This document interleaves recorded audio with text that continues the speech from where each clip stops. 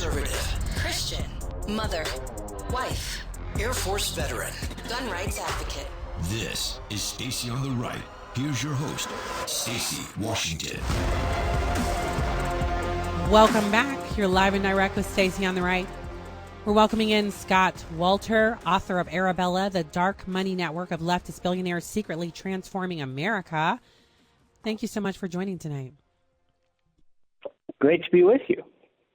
Oh, so glad you could talk to us this evening.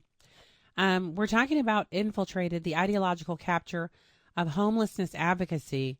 This is a new report revealing how a growing number of organizations within this so-called homelessness policy space are basically aligned with radical worldviews, which means they don't really care about solving homelessness. They don't care about actually getting people who are homeless into homes. That's right. So tell us about the network and the report.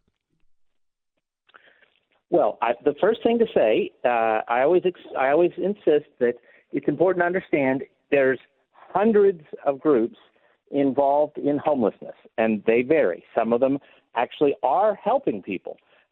Some of them are reasonably good-hearted, but maybe very misguided in the way they think you should be helping homeless people. And then there's a smaller number that are total crazy radicals, and they love the homeless just because the homeless make great props, right? They want to point to the homeless and their suffering and say, see, this proves capitalism in America is evil and we need to get rid of America.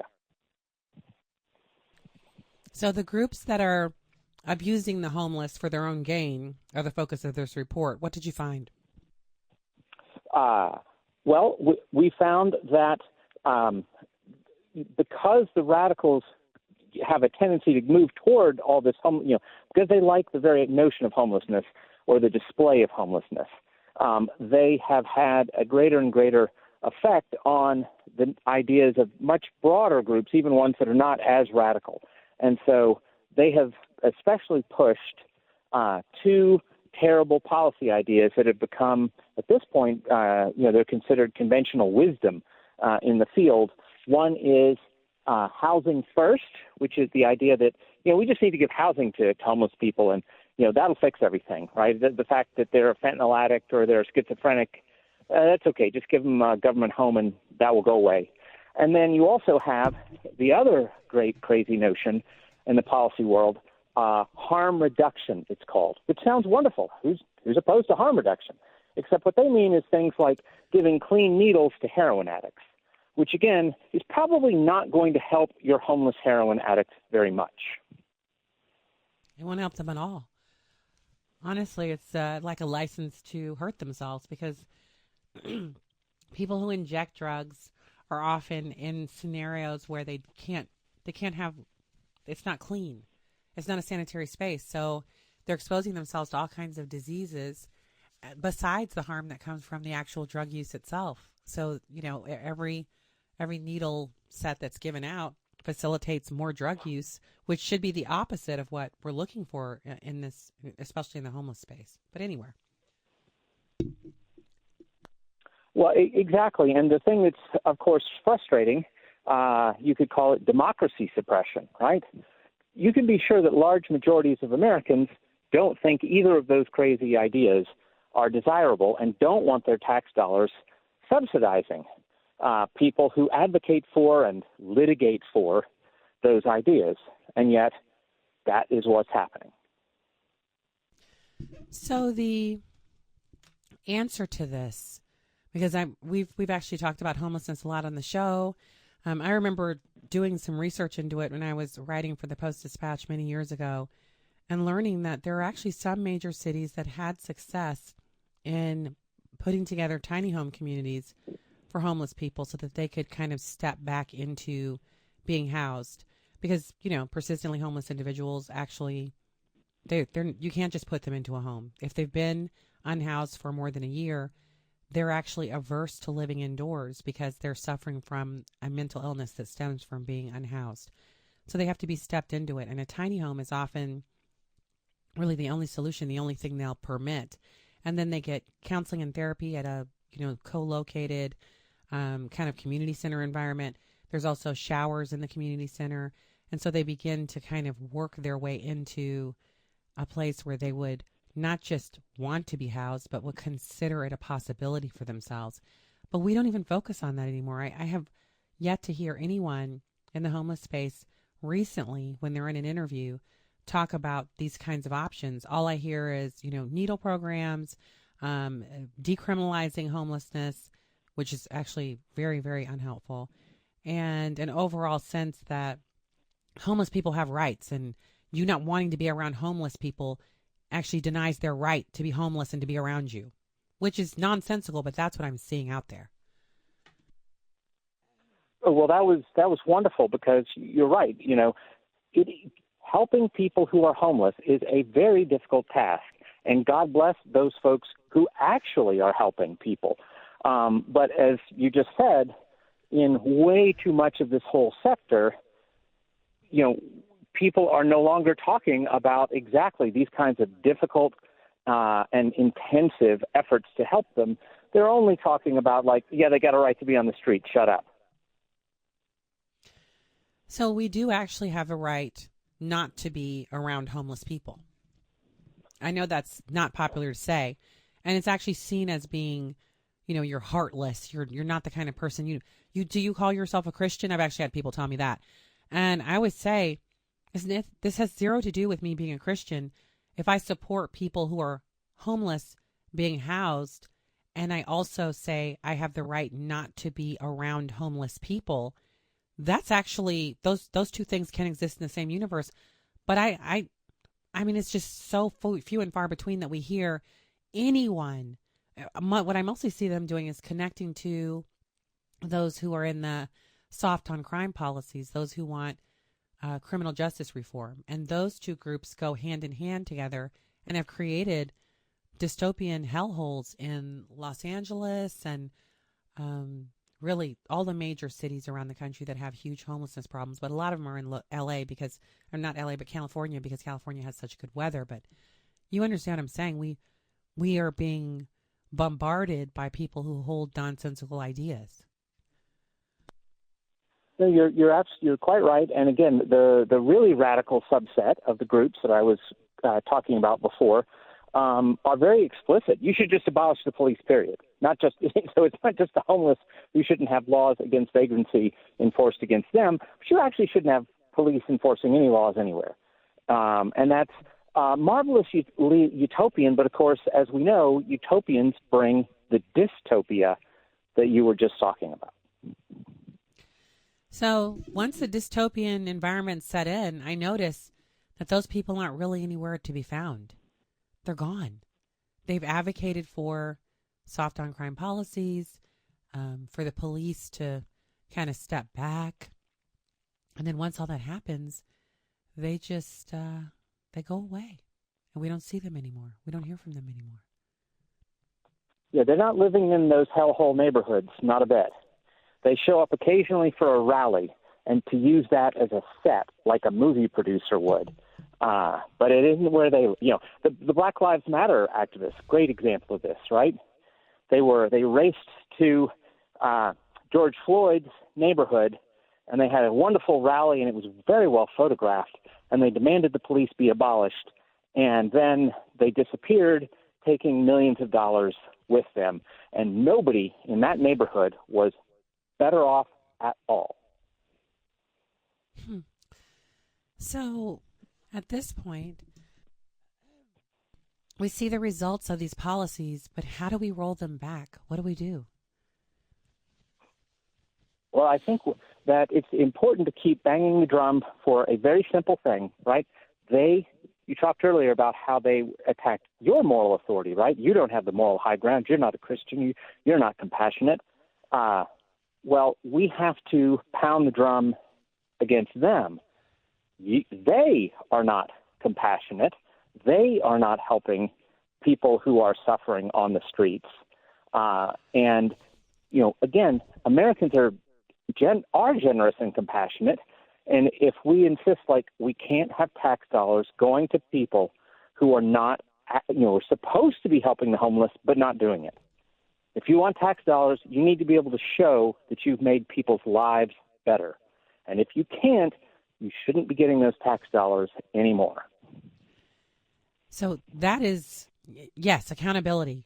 And that's every single government program, but specifically in this space, because when we look around and see the areas that have tried this stuff, and we see how much failure there is and how everyone who participated in implementing it is utterly silent about it. Like Gavin Newsom, remember the promises he made? If I become governor, I'll end homelessness in 10 years and I'm going to spend $20 billion on it. He's spent the money. They have a deficit now, blew through their surplus. They still have record level homelessness. He's done nothing about it. Yeah, as I believe the numbers in California are that it's significantly worse. And yes, as you say, there's literally no evidence for these things. I was just having lunch today with a big social science expert, and he was talking about the harm reduction programs, and he said the evidence that none of them have worked. Not Vancouver for some years was held up as this glorious, successful thing with clean needles and the rest. But there's no city, none. And there are many cities that have tried. There are no cities that can show you people's lives are better. So we have a grip on the problem. We know that they're not doing anything to help. We know that the best thing for us as a country would be to actually work on homelessness remediation and leave all of these kind of fun buzzwords out. So I'm hoping that we're going to see more of these big cities, regardless of the politics, to instead of saying, oh, we don't support Trump or we don't support. No, don't talk to us about that. Instead, talk to us about what you'd like to do to actually solve homelessness and use some evidence-based solutions because they're out there. How can people who are in these kind of big blue cities help? Because I actually here in St. Louis, we don't have as big of a thing here in St. Louis like homelessness as other big cities, but we're not such a big city anymore. I think we're number 25. So I actually went to the county council, and in numerous public comments, I called for them to create a commission on homelessness and to use the top 3 solutions that have been used in other bigger cities to solve the homelessness problem here. And not one county council member was interested in doing that. So even though we don't have the kind of homelessness that you see in other big cities, to have 1,100, 1,200 people persistently homeless here, that's still a lot of people who are suffering, and they contribute to criminal activities that are going on. But there just was no interest by the county council. Well, you're right. It's a sad thing. I would say one other important strategy on this is for people in any city, there are small neighborhood-based programs that really are helping people turn their lives around in every big city. They may be extra small in some cases, but they are there and they are truly turning people's lives around, saving lives. Those real charities, right, they need to be held up as exemplars, and the people there who know how to make this work need to be the ones that we're all listening to. And your local TV station should be running stories that show here is this grandma's, in her basement, she's got 8 guys whose lives she's turning around, right? And then down the street, here is the government-funded, overfunded shelter that's a disaster, crime, drugs, and total failure to help anybody get their life back on track. That's the sort of thing I want, all of us to be helping to be made visible. That's public information campaigns. That's when I feel like the news is at its best. They're so choosy about what they'll cover. They don't cover the real harm of illegal immigration. They don't talk about the persistent criminals who are in the street because of soft on crime policies. And they don't talk about programs that end homelessness. If they're successful in the dark. And I just think that's amazing that they wouldn't report on that, because doesn't it feel good to have some good news to share every now and again? That's not about cats and dogs, because I know they share good news about cats and good news about dogs. Cats and dogs are continual sources of good news. That's why God gave us cats and dogs. We get it. And especially if the cats are fat or the dogs are especially smart. We get that. We love the news. But what about some news about human beings actually improving something? Like, that would be so good. Absolutely. And they can also be negative. They can be negative about the place getting all the money. And, half the time some shelter in your city is getting money because it's run by some group that has, the mayor's brother-in-law runs the group, or, that kind of horrible cronyism often happens with these billions of dollars going into homelessness.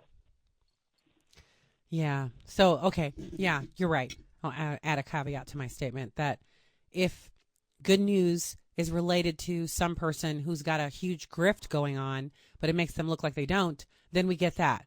And people actually buy into that, because when you're watching the news and you don't do what we do for a living, actually delving in and reporting, etc., then what you don't see is you don't see people reporting. You don't see people digging in. You just have people kind of, they're listening to the news while they're making dinner or while they're getting ready for work. And they're like, oh, the mayor had some, helped with homelessness. They don't know that the mayor's, wife or cousin or whoever's running it is getting a $900,000 a year salary. And when they say they help with homelessness, they got one or two people off the street out of the thousands. So so the grifting is bad. I think there's going to be a special place in hell for people who took money for remediating homelessness but actually did nothing. I actually think there's going to be like a special place for those individuals. And it's going to be bad. It's going to be much worse than the rest of hell, which is already going to be bad. But people aren't thinking about that because they're too busy making big bucks off the backs of people who genuinely need help. Okay, anything else? Point us to where we should go to learn more and to be a part of the solutions you were talking about. Sure. Our report is available to anybody at capitalresearch.org. And it's 100 and some pages, very thoroughly documented about all these groups we're talking about and all their money. And then to find good groups around the country, my friend Bob Woodson, who's been doing this kind of work for more than half a century, the Woodson Center in D.C. works with a lot of great local groups that are helping make neighborhoods safer, helping stop gang violence, helping addicts get off drugs. Everything I know I've learned from him about the value of those local neighborhood groups that are the true heroes out there, even though they rarely get the money or the news reports. So, I got to tell you, I have been so, Dr. Woodson is just an amazing person. I got to meet him and his wife. I've interviewed him many times on the show, but I got to meet them in person at an event for Bishop E.W. Jackson. He has a Stand Foundation Awards, and I was honored with the George Washington Award alongside Mr. Woodson, and it was just an honor to meet him and his wife and to talk to them in a kind of casual setting as opposed to trying to get information on radio. He's a genuinely brilliant man and also the heart of a lion for actually helping people. He's helped so many people. He's changed their lives, and that's very, very, very unique in this space. So really great to hear you shout him out and point people to him. Thank you so much for joining us on the show tonight. Very important information. You can find the link to the articles referred here and a link to the book, Arabella, the Dark Money Network of Leftist Billionaires Secretly Transforming America. That book is available wherever books are sold. I like to go to Amazon, fastest shipping there. Scott Walter, thank you, sir, for coming on the show tonight. Great to be with you. Great to have you.